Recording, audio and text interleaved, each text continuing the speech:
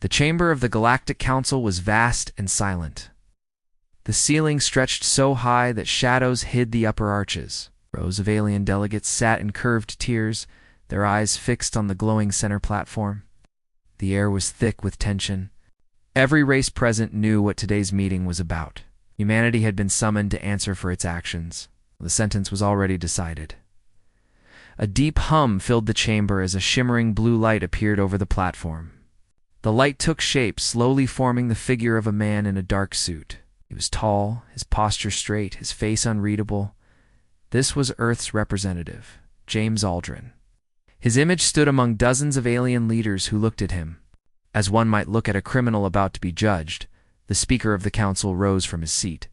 His chitinous body gleamed like black glass under the lights. When he spoke, his voice scraped the air like metal on stone.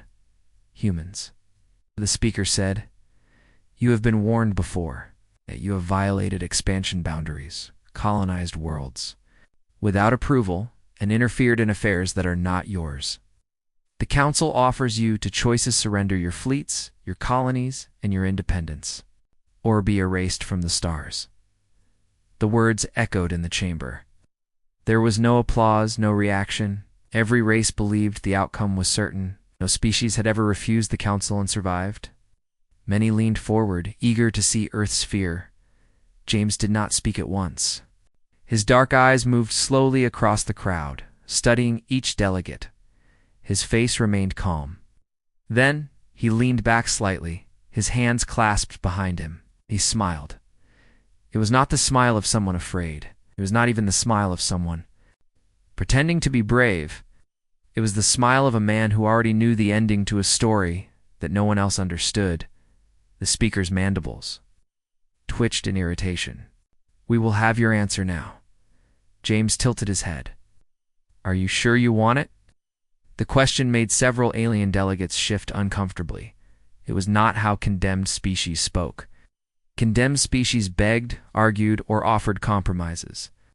This man was asking if the Council truly wanted to hear what he had to say, like a teacher warning a child before revealing a terrible truth. "Do not play games," the Speaker hissed. "You have 10 Council cycles to surrender. Tie us, and you will be destroyed." James's smile widened just slightly. "Then we'll see you soon." Gasps and whispers filled the chamber. The hologram flickered, then vanished. The center platform went dark, leaving only the rustling of alien bodies and the faint hum of the Council's systems. For a long moment, no one spoke. Then one delegate, a reptilian from the Threx Dominion, gave a harsh laugh. Arrogant, too. "The end? They think they can fight us." Another, with a voice like flowing water, shook her head. "They won't fight. It's a bluff. Their fleets are nothing compared to ours." Far above the chamber, in a hidden balcony reserved for observers, a lone figure sat in shadow. His eyes followed the spot where James's image had stood. He knew that smile. He had seen it once before, long ago, in another war. It was not the smile of hope. It was the smile of a predator, light years away. In the cold darkness beyond mapped space, a silent moon orbited a dead star. The moon's surface was lifeless and gray. But deep beneath the crust lay something older than the Council itself. A vast hangar door, larger than a city, lay buried under rock and ice. It had been sealed for centuries, its existence erased from every chart and memory. But now, deep inside, systems flickered awake. Dim lights traced along massive steel walls. Dust drifted in the air as machinery that had slept for generations came alive. Somewhere in the shadows, a colossal shape stirred a warship the size of a small continent. Its hull black and scarred, its weapons silent but waiting. Inside the control chamber, ancient consoles lit up with a dull orange glow, symbols scrolled. Across cracked screens, and a voice, old, mechanical, and cold, spoke in the silence. Directive confirmed. Prepare for launch. Back on Earth, the meeting room in the United Nations Security Complex was in chaos. Heads of state argued across the table, their voices overlapping. Some shouted for surrender. Others demanded immediate mobilization. Admiral Kian Vero sat in silence at the far end of the table, his weathered hands folded before him. He was a relic of the last great human war, a man who had commanded fleets in battles that were never spoken of in public. He listened to the panic, the fear, the disbelief, and finally spoke in a quiet voice that cut through the noise. "You're all missing the point," he said. "That smile, it wasn't for them. It was for us." The president turned toward him. "What do you mean, Admiral?" Barrow's eyes were hard as iron. "It means we still have them." The room went silent. Every person there understood what them meant. It was a program, a fleet, a weapon hidden so deep that most of humanity believed it had been dismantled. But it had not been dismantled. It had been waiting far above Earth. In orbit, automated satellites adjusted their courses. Encrypted signals pulsed silently through deep space. Somewhere, beyond the reach of any alien scan, something answered. The Council thought Earth would kneel. They thought humans were like every other race, easily broken, easily erased. But they had never seen what humanity kept in the dark. And now, the dark was waking. The message from the Galactic Council had barely faded from the airwaves when every news channel on Earth erupted. In every city, on every colony, people asked the same question. What would happen now? Some believed the Council's threat was only words. Others remembered what happened to the last species that refused. Them their homeworld burned, their name erased from the records. But what unsettled everyone most was not the threat itself. It was the smile. The image of James Aldrin's calm, steady grin was replayed again and again on screens across human space. It was not a politician's smile, nor the forced expression of someone hiding fear. It was something else, something no one could quite name. In the underground command center of the United Nations Security Complex, that smile was the subject of heated argument. "This was reckless," shouted Minister Graven, his voice echoing off the metal walls. "You baited them. Could have negotiated. We could have avoided war." Across the table, President Elaine Corbett's voice was cold. "War was never avoidable. They summoned us not to bargain, but to decide whether they wanted to destroy us now or later." "But we can't fight the Council," another minister said. "Their fleets span 100 sectors. Their armies," Admiral Kian Vero raised a hand. "Enough." His voice was quiet, but it cut through the noise. "You're thinking about the wrong war." All eyes turned to him. The old admiral leaned forward, his hands clasped together. "That smile," he said, "wasn't for the Council. It was for us." Some frowned, not understanding. The president, however, narrowed her eyes. "You think they know?" she asked. VARO nodded once. "They know. And that means we can stop pretending." The room went still. Admiral Minister Graven said slowly, "Are you suggesting what I think you're suggesting?" "I'm suggesting," Vero replied, "that we wake. The sleepers, far beyond Earth, deep in the black between stars, automated beacons had begun to pulse with life. Each one sent out a short burst of encrypted data, then fell silent again. To most sensors, the signals looked like random cosmic noise. To the right receiver, they were a call to ships that were never meant to fly again. One such ship lay in the shadow of a fractured moon. Its hull was dull black, absorbing light rather than reflecting it. Dust covered it like a blanket.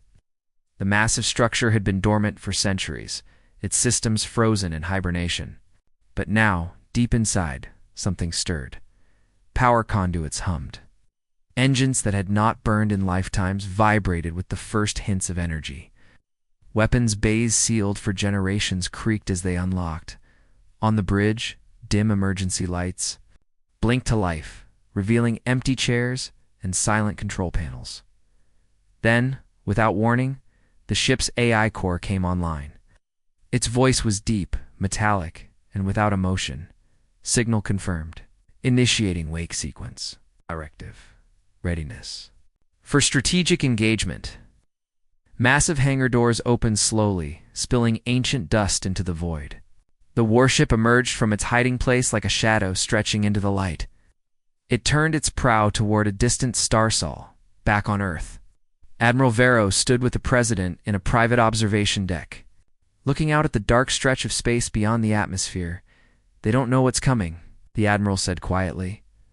The president's gaze was fixed on the stars. "Then let's make sure they never forget." Yarrow's jaw tightened. The council believes in overwhelming force. They think victory is about who has more ships, more soldiers. That's why they've never faced anything like us. The Sleepers aren't just warships. They're the last product of the Foundry program. Ships built for one purpose only, to end wars before they begin. "And how many are still operational?" the president asked. VARO gave a grim smile. "Enough." In the far reaches of Council space alien intelligence networks were already at work. Spy drones watched human shipyards. Listening stations intercepted scrambled transmissions. Every scrap of data suggested humanity was gathering what little fleet they had left. Council analysts reported that the humans would be crushed within the first engagement. The Speaker of the Council agreed, confident the matter would be settled quickly. But one older member of the Council, a feathered scholar from the archives, felt unease. She had been alive during the Silent Sector Wars conflicts the Council claimed never happened. She remembered whispers of human ships that could cross battlefields in seconds, strike entire fleets at once, and vanish without trace. She tried to warn the Speaker. He laughed. "My dear, those are myths. Humanity has nothing we have not already seen." The scholar's eyes darkened. "Oh, dear." "Right. For all our sakes." Light years away, in the blackness between stars, the first Sleeper warship reached full power. Its engines flared once, a silent flash in the void. Then it began its journey home. The Galactic Council wasted no time. Within hours of the ultimatum, their fleets began to move. From the orbital docks of the Zal Empire to the great shipyards of the Torgan clans, entire armadas shifted course toward human space. Long, dagger-shaped destroyers, winged cruisers, and vast carrier platforms left their stations like predators drawn to the scent of blood. On the Council's orders, blockades were established around every known human colony. The approach was swift and merciless. Merchant ships were boarded, military outposts were dismantled. Anyone who resisted was arrested or executed. The message was clear: humanity was already under siege, and the Council had not even declared war yet. On the human colony of Erythri, the blockade arrived at dawn. The citizens woke to the sight of 10 alien warships hanging in the sky like black clouds. Their weapons glowed faintly, casting red light over the city below. Loudspeakers boomed in the streets in a dozen alien languages, each repeating the same command: "Stay inside. Do not attempt to leave orbit. Compliance will ensure survival." In the colony's orbital station, Captain Mira Sloan stood on the bridge of her small frigate, the horizon's wake. Her crew stared at the alien ships surrounding them. "Could try to break through?" her first officer whispered. Mira shook her head. "No, not yet." Instead, she tapped a sequence into her console. The ship's communication array came alive, broadcasting a short-range signal on an encrypted frequency. A single phrase went out into the void. "Testing communications. Stand by for reply." Light years away, deep in the shadow of a dead world, a massive listening post buried for centuries caught the signal. It wasn't meant for the Council. It wasn't meant for any human ship in service. It was a key. A trigger in the frozen dark, systems awoke. Massive blast doors opened, revealing a black void beyond. From that void, something emerged, slow at first. Then, with accelerating purpose, the warship's hull was jagged, built from overlapping plates of armor so thick that no light could touch its surface without being swallowed. Its engines burned, cold blue, and the faint symbols of a long-forgotten human fleet glowed on its sides. Its name was etched deep into its armored skin: HSF Revenant. The ship's AI scanned the signal, confirmed the source, and locked a trajectory. With a silent burst of power, it leaped into faster-than-light travel, vanishing in the blink of an eye. Back on Erythri, the alien commander in charge of the blockade was growing impatient. "This ship will power down and prepare for boarding," he ordered over the comms. His voice was sharp, confident. "Non-compliance will result in destruction. Captain Sloan answered calmly, her voice steady. "We're just running diagnostics. You'll have our answer soon." Her crew glanced at her nervously. She kept her eyes on the console. The transmission had gone out. Now they only had to wait. Minutes later, one of the alien ships detected an anomaly on long-range sensors, something approaching at impossible speed. The readings didn't make sense. It wasn't a standard human ship. It was larger, older, and it wasn't broadcasting any identification codes.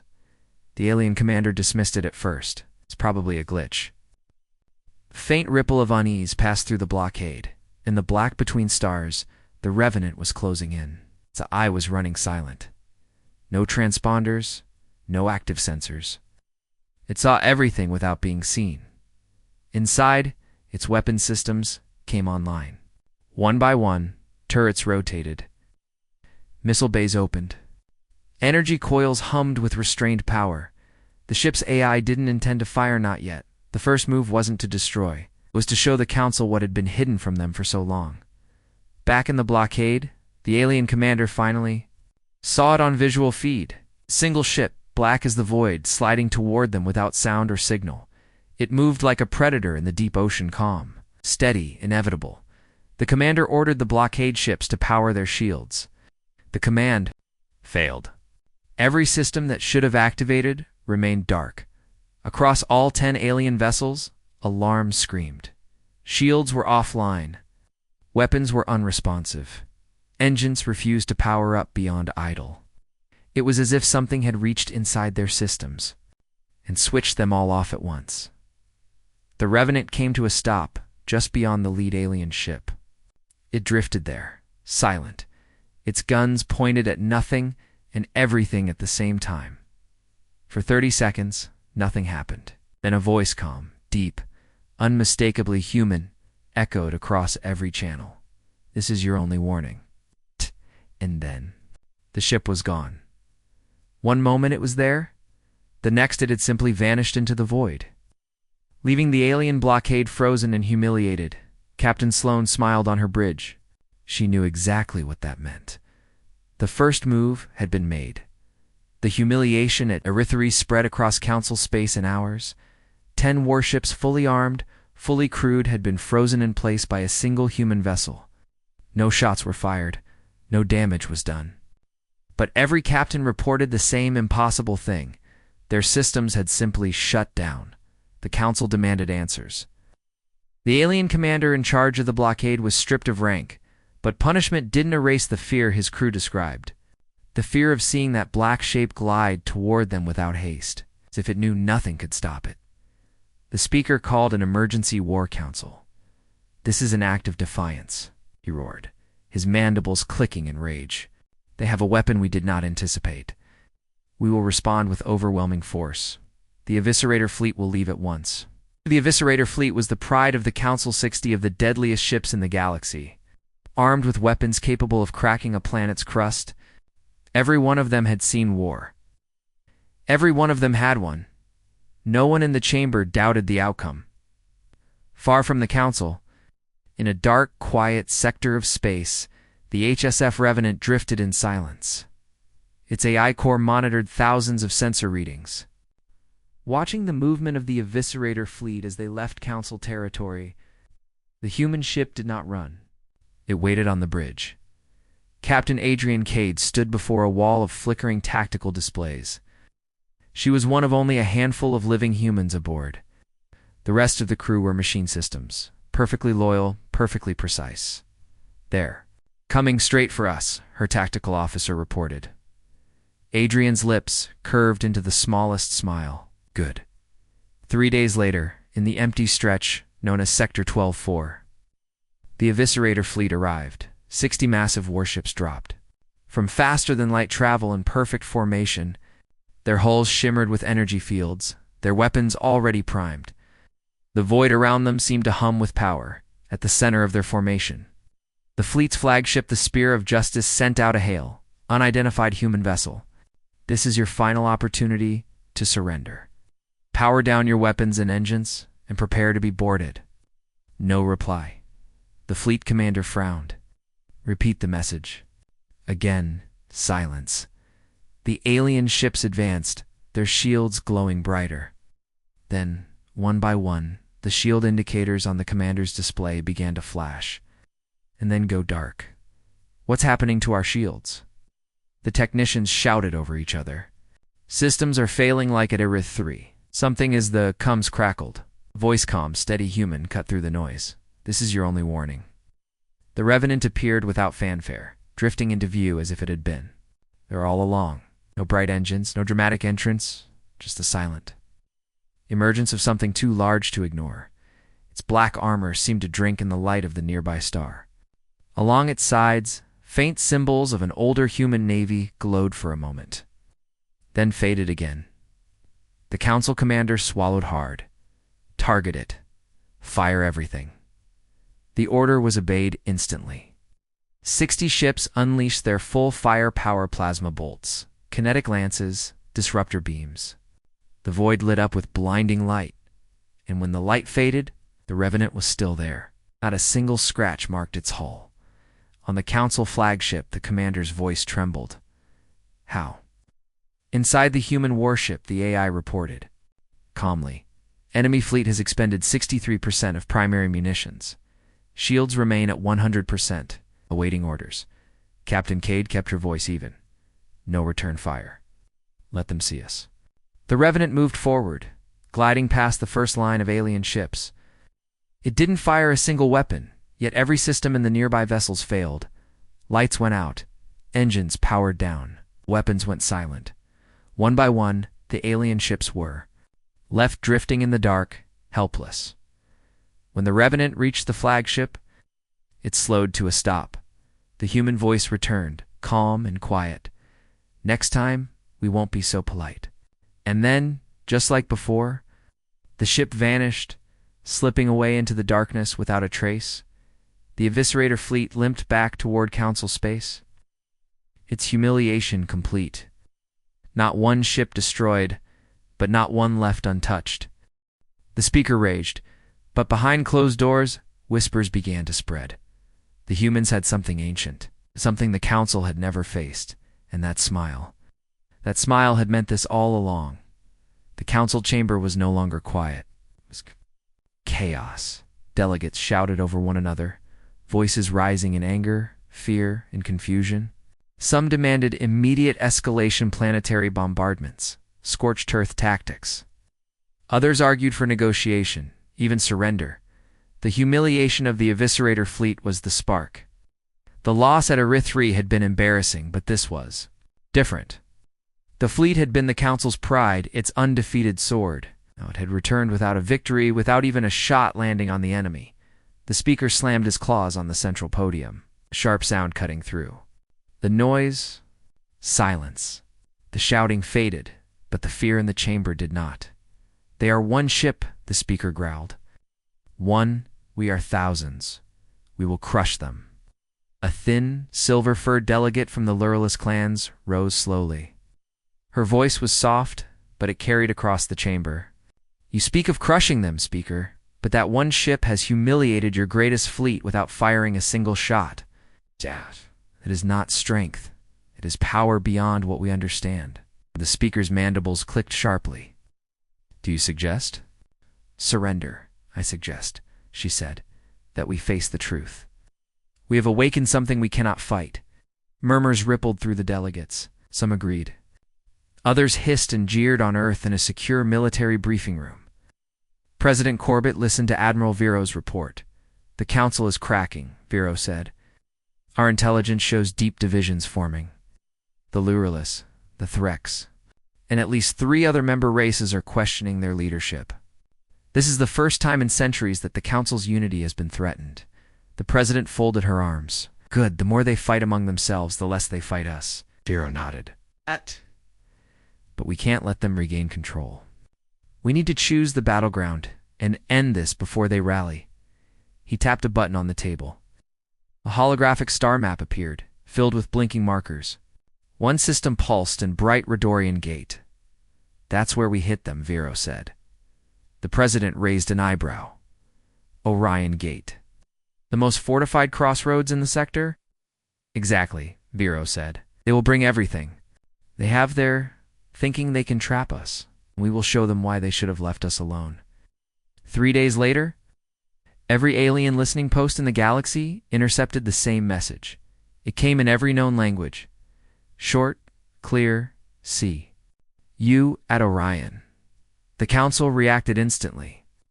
War drums sounded in every member state. Shipyards pushed out vessels at double speed.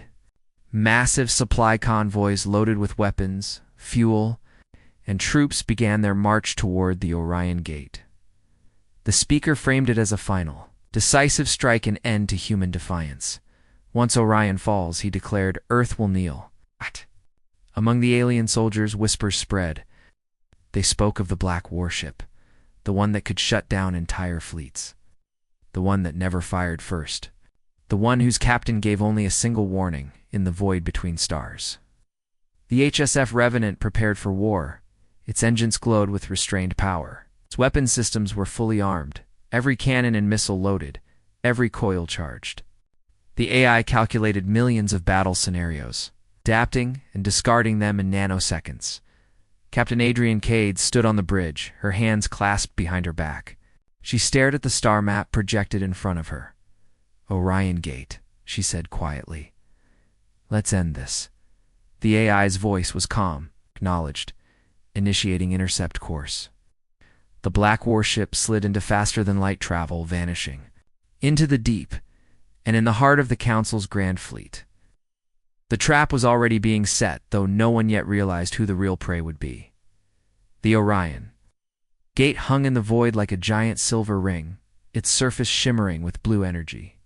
The gateway connected multiple sectors of space, strategic choke point that had been fortified for centuries. Now, it was surrounded. The Council's Grand Fleet had arrived in full force, more than 2,000 warships of every shape and size. From knife-shaped destroyers to city-sized carriers, drones buzzed between vessels, shuttles ferried supplies, and battle formations spread across the system like a metallic web. Every gun was aimed at the same, its point in space, the vector from which the human warship was expected to arrive. The speaker himself was aboard the massive flagship pride of the Council. His voice echoed through fleet-wide comms. Today we end human defiance.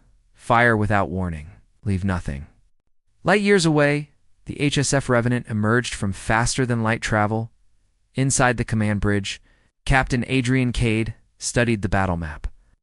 Red dots filled the display, each one an enemy warship. The Council's trap was obvious.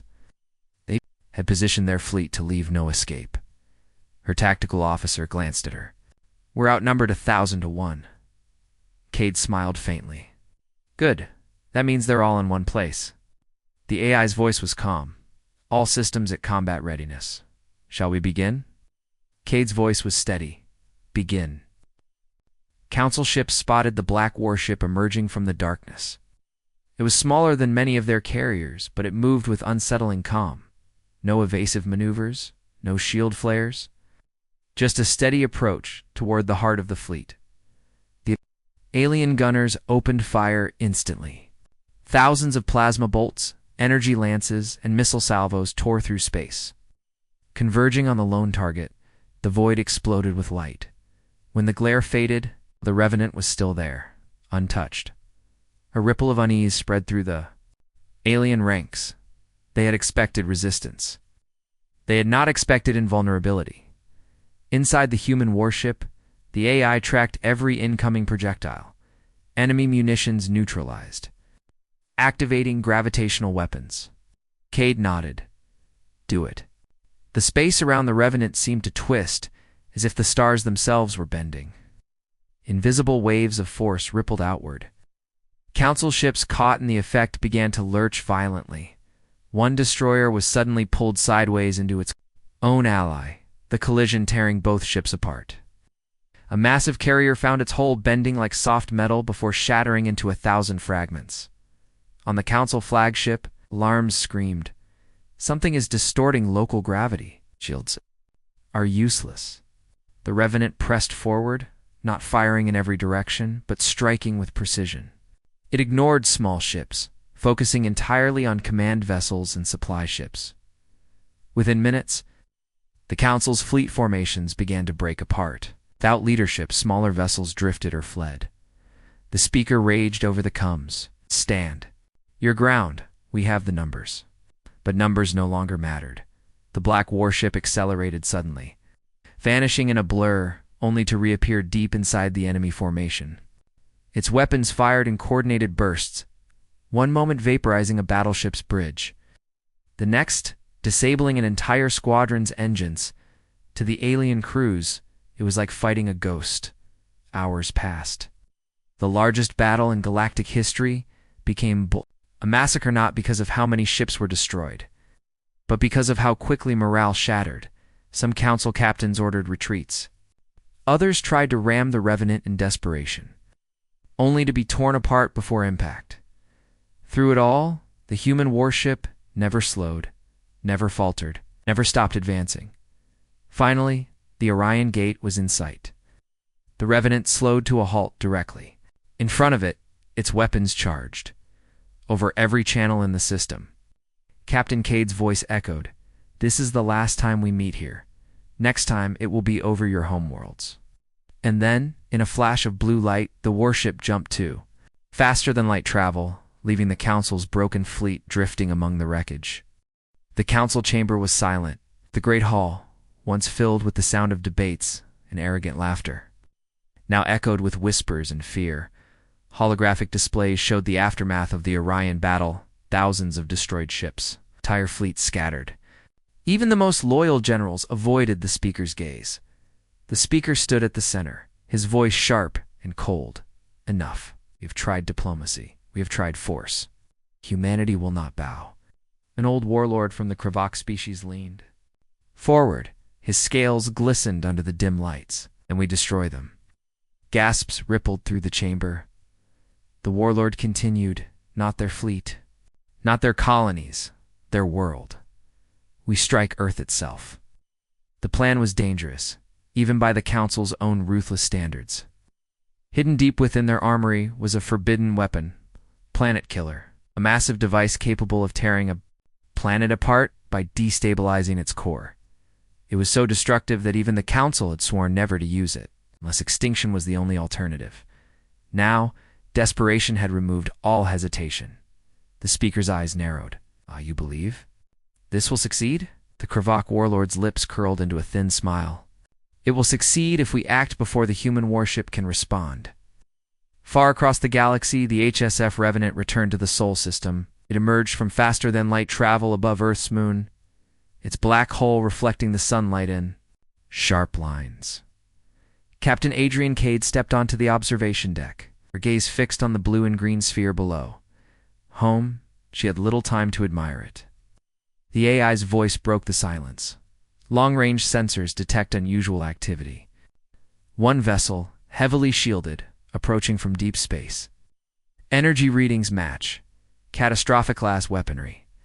Cade's jaw tightened. How long? 18 hours until firing range. Back in Council space, the Planet Killer was loaded onto a massive stealth carrier. Its dark, jagged hull hid it from most detection systems. But it still traveled with an escort of elite warships. Inside the carrier, engineers made final adjustments to the device. It pulsed with a strange, deep light like the heartbeat of something ancient and wrong. The warlord inspected it personally. Once this is done, there will be no humans left to fight. On Earth, the United Terran Command went into full emergency mode. Defense satellites were powered up. Orbital platforms rotated into firing positions. And every human warship was recalled to the home system. But they all knew there was only one ship fast enough to intercept the weapon before it reached range. The Revenant. Captain Cade stood before her crew. "We've been fighting to protect the galaxy from the Council's greed. Now they want to wipe out our home. This ends here. One mission. A retreat." The crew nodded without hesitation. The AI's voice hummed through the deck. Trajectory plotted. Intercept in 11 hours. Cade gave the order. "Then let's hunt."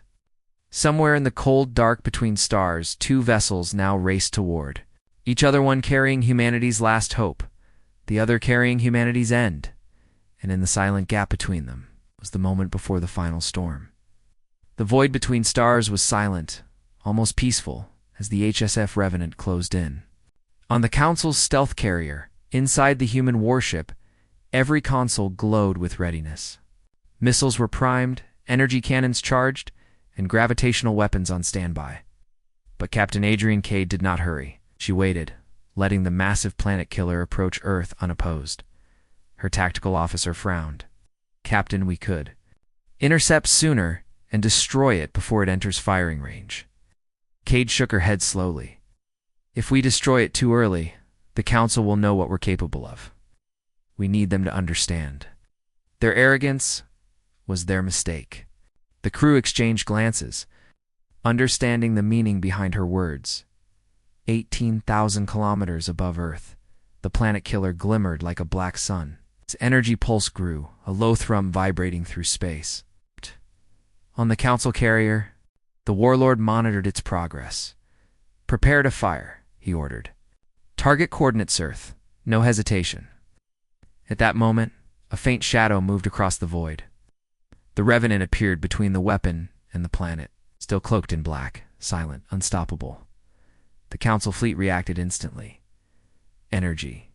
Beams tore through space toward the human ship. Alarms screamed. Every system on the stealth carrier activated in a desperate attempt to shield the weapon. The Revenant did not fire. It didn't need to. Its presence alone caused panic. Sensors went haywire. Shields collapsed. Engines stalled. Ships that should have moved in coordinated attack began colliding with each other, trapped in invisible waves of force. Inside the warship, the AI spoke. "Planet killer is within firing range in 60 seconds. Recommendation: neutralize target now." Cade's voice was calm. "Stand by. Let them see their mistake." Oh. The seconds ticked by. The hum of the planet killer grew louder, threatening to tear Earth apart. But before the Council could fire, the Revenant extended its gravitational field. The black sun of a weapon wavered, twisted, and then collapsed inward. The energy that could have destroyed a planet imploded, evaporating into nothing.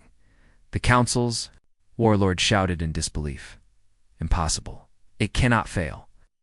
The Revenant did not answer. It vanished from sensors, slipping back into the void as silently as it had appeared. On Earth, the planet was safe. Citizens had no idea how close they had come to annihilation. The President, watching from the command center, let out a long breath. "Admiral Varro," she said. "They didn't fire a single shot, and yet we're alive." Vero nodded. Slowly. They didn't need to. One human ship, one warning. That's all it takes. Back at the Council chamber, silence fell like a heavy blanket. The speaker glared at the delegates. This cannot be. They survived. A voice broke the tension. It was James Aldrin, Earth's envoy, stepping back into the chambers. Hologram. He leaned casually, his hands folded, his eyes calm. And then he smiled. A smile that said everything: confidence, warning, and inevitability.